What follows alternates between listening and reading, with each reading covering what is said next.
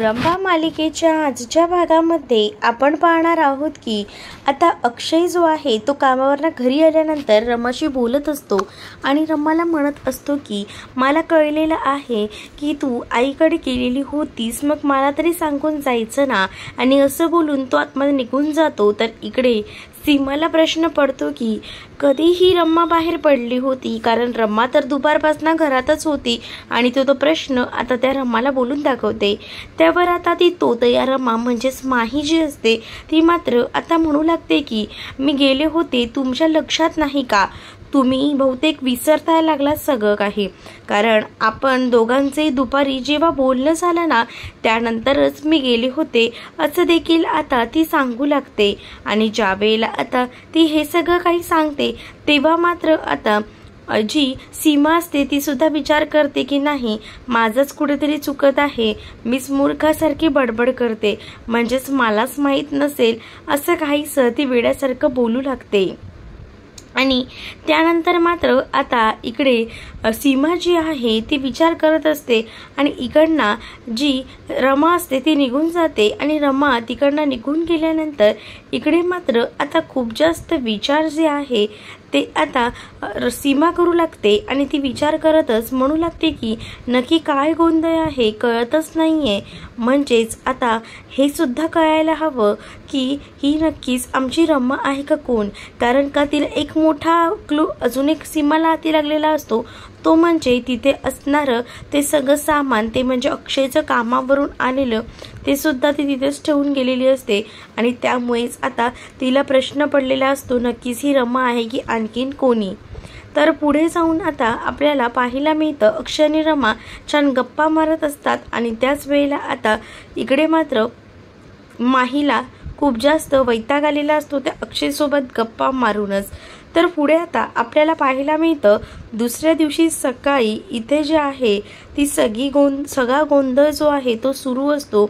आणि ज्या वेळेला आता तो सगळा काही गोंधळ सुरू असतो त्याच वेळेला आता रमाचं पार्सल पॅकिंग सुरू असतं. आणि रमाला आता जुने दिवस देखील आठवतात, म्हणजेच रमाला हे दिवस आठवतात जे म्हणजे आता सगळे काही दिवस तिने घालवलेले असतात. आणि त्याच वेळेला तिने ते चिवड्याचे सुद्धा ऑर्डर पूर्ण केलेली असते, हे सुद्धा प्रसंग तिच्या डोळ्यासमोर येत असतात. आणि त्यामुळेच ती आता प्रत्येक गोष्टीचा आता विचार करू लागते.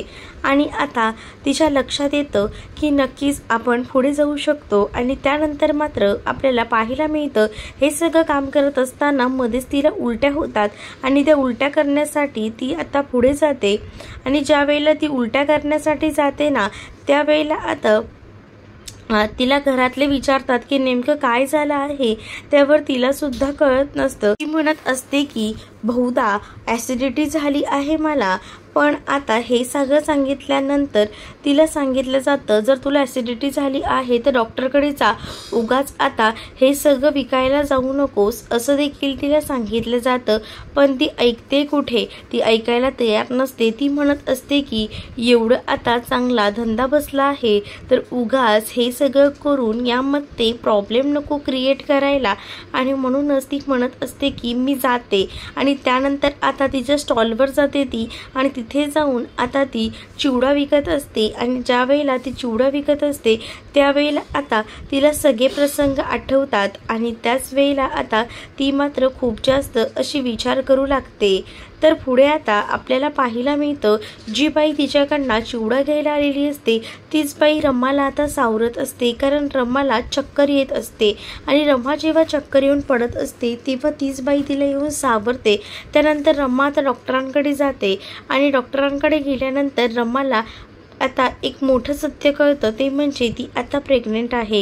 हे जेव्हा आता तिला कळतं तेव्हा तिला खूप जास्त आनंद झालेला असतो. डॉक्टर म्हणतात की तुम्हाला हे गुड न्यूज आहे, तुम्ही आई होणार आहात. आणि ही गोष्ट जेव्हा रमाला कळते तेव्हा रमाला खूप जास्त आनंद होतो. पण हा आनंद साजरा करण्यासाठी तिच्यासोबत अक्षय नसतो. आणि त्याच वेळेला आता रमा जी असते ती मात्र खुश झालेली असते. तर ते डॉक्टर म्हणत असतात की तुम्हाला आता तुमची जास्त काळजी घ्यावी लागेल आणि त्याचसोबत तुम्हाला सोनोग्राफी आणि बाकी टेस्टसाठी सुद्धा यावं लागेल असं देखील आता डॉक्टर पुढे जाऊन तिला म्हणू लागतात. आणि त्याच वेळेला आता जी रमा असते ती मात्र खूप जास्त खुश झालेली असल्यामुळे ती आता प्रत्येक गोष्टीला हो असंच म्हणत असते। त्यानंतर रमा आता डायरेक्टली मार्केटमध्ये जाते। आई होण्याचा आनंद ती अनुभवत असते। त्याच वेळेला आता मार्केटमध्ये जाऊन ती एक खेळणं घेत असते। तेवढ्यातच माही तिथे येते। माही म्हणत असते की तुझ्या आयुष्याचं खेळणं झालंय आणि तू इथे खेळणी घेत बसलीस का? त्यावर रमा तिला आता ती आई होणार असल्याचं माहीला सांगते आणि हे सगळं ऐकून तर आता माहीला मोठा धक्काच बसतो। माही म्हणत असते की हे कसं काय शक्य आहे? त्याच वेळेला आता रमा तिला म्हणत असते की आता ह्या बाळाचे बाबा हे अक्षय मुकादम आहेत आणि मी हे लवकरच तुम्हा सगळ्यांसमोर आणेन, तेव्हा मात्र तुझी त्या घरातून हकालपट्टी होईलच, असं देखील आता रमा माहीला सांगते। माहीला ऐकल्यानंतर धक्काच बसतो। माही विचार करते की हे दोघं एकत्र कधी आले असतील, पण आता रमाच त्यांच्यामध्ये घडलेला सगळा प्रसंग आता माहीला सांगू लागते। आणि त्या दिवशी मी आणि अक्षयच त्या हॉटेलमध्ये होतो आणि जे घडायचं होतं ते झालं आणि त्याचा रिझल्ट तुझ्या समोरच आहे, असं देखील आता रमा माहीला सांगू लागते। आणि आता रमा म्हणत असते की लवकरच मी तुझ्या जागी मुकादमांच्या घरी येणार आहे, तुझा कायमचा खरा चेहरा मी सगळ्यांसमोर आणणार आहे, असं देखील रमा आता माहीला सांगू लागते। आणि तिकडनं रागारागाने निघून जाते। तर माहीला मात्र आता या सगळ्या गोष्टीचं खूप जास्त टेन्शन आलेलं असतं। रमा आता एका झाडाखाली बसलेली असते आणि त्याच वेळेला आता अक्षय सोबत लग्न झाल्यापासून ते आतापर्यंत सगळा प्रसंग तिला आठवत असतो आणि ती आता त्याच विचारात हरवलेली असते। आता तिच्या हे सुद्धा लक्षात येतं हॉस्पिटलमध्ये जेव्हा तिला कळलेलं असतं की ती आई होणार आहे, त्याच वेळेला आता तिने एका पेपरवर सगळं सत्य लिहिलेलं असतं, म्हणजेच अक्षयला चिठ्ठीच्या स्वरूपात ते सगळं काही सांगण्याचा तिचा उद्देश असतो। कारण ती अक्षयला भेटू शकत नसते आणि म्हणूनच त्या चिठ्ठीमध्ये ती लिहू लागते की मी तुमच्या बाळाची आई होणार आहे आणि आपण जे स्वप्न पाहिलं होतं आपल्याला बाळ व्हायचंय ते स्वप्न आता पूर्ण होणार आहे। आणि हे सांगून मला तुम्हाला घट्ट मिठी मारावीशी वाटते, पण सध्या तरी ते शक्य होणार नाहीये, पण मला ही गोष्ट तुमच्यासोबत सांगून शेअर करायची। त्या दिवशी आपल्यासोबत जो जो प्रसंग झाला तो सगळा काही हॉटेलमधला प्रसंग मी तसा सांगू शकते, पण घरामध्ये जी माई आहे तिला जर तुम्ही विचारलं ना तर तिला काहीच सांगता येणार नाही। आता हे सगळं काही रमा त्या चिठ्ठीवर लिहित असते, कारण तिला अक्षय समोर आता सगळं सत्य आणायचं असतं। आणि ती विचार करते की आता जर मी हे सत्य पार्वती आजींना सुद्धा सांगेन तर पार्वती आजी माझा स्वीकार नक्कीच करतील।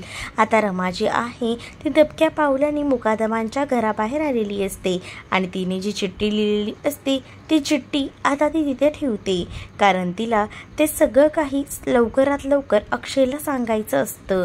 त्यानंतर आता रमा तिकडे उभं राहून पाहत असते। तेवढ्यातच अक्षयची गाडी तिथे आलेली असते आणि अक्षय देखील गाडीतून उतरून घराकडे चाललेला असतो आणि ती चिठ्ठी जे आहे ती आता अक्षय वाचतो। आणि ज्या वेळेला अक्षय ती चिठ्ठी वाचतो त्यावेळेला रमा अशी हाक न मारता माही अशी हाक मारतो। त्यावर माही आता बाहेर येते आणि माही बाहेर आल्यावर अक्षय मात्र तिला म्हणत असतो की मी माही हाक मारल्यावर तू बाहेर कशी आली, याचा अर्थ तू रमा नसून माही आहेस आणि त्याचसोबत तू मला फसवतेस। मला माहिती तुझा खरा चेहरा आता माझ्या समोर आलेला आहे। माझी रमा ही बाहेर आहे आणि तू रमा म्हणून घरात घुसलेली आहेस, तुझा खेळ संपलाय माही आता, असं देखील आता अक्षय माहीकडे बघून बोलू लागतो। त्यावर माहीला धक्काच बसतो आणि तिला समजत नाही की काय करावं। इकडे रमा हे सगळं काही झाडाच्या आडून उभं राहून पाहत असते। तर तुम्हाला हा भाग कसा वाटला हे नक्कीच मला कमेंटमध्ये सांगा आणि अशाच नवनवीन भागांसाठी आपल्या चॅनलला सबस्क्राईब करा।